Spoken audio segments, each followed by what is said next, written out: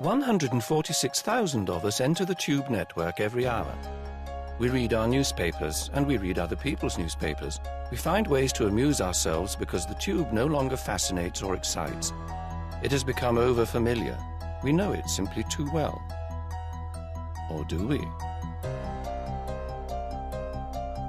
There are, in fact, about 40 disused stations on the tube network.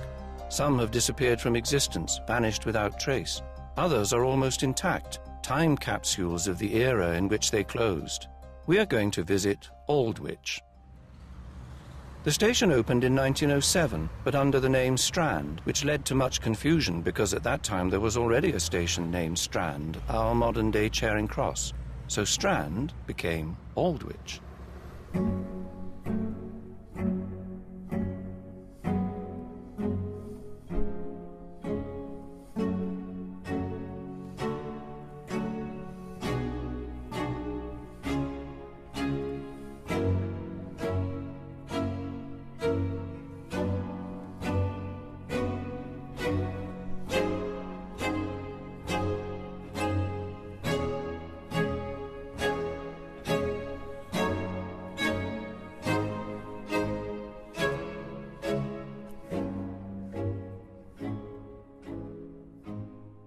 The original lifts were in use right up until the station's closure. They were, in fact, the final nail in the coffin. Passenger numbers were already dwindling, and then a report deemed the lift's machinery unsafe by modern-day health and safety standards.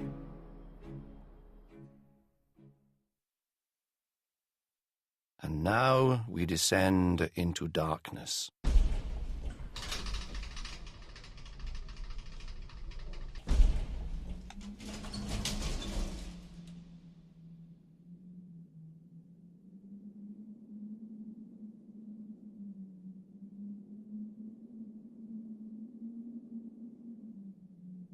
Some of these tunnels were in use right up until 1994. Some have not been used by passengers since 1917. And some were never even opened to the public at all.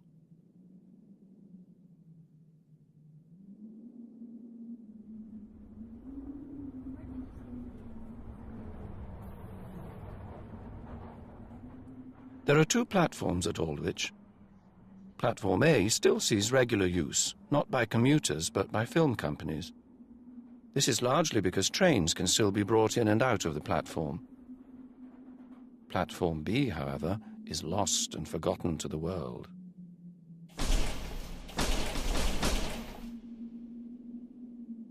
It only saw 10 years in service, but if these walls could talk, what stories they might tell.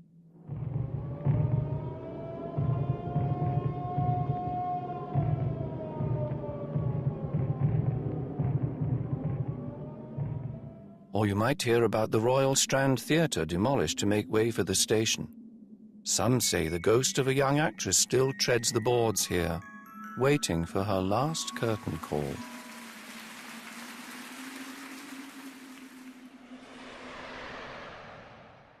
But Aldwych is just one of many secret stations. They exist all over the network.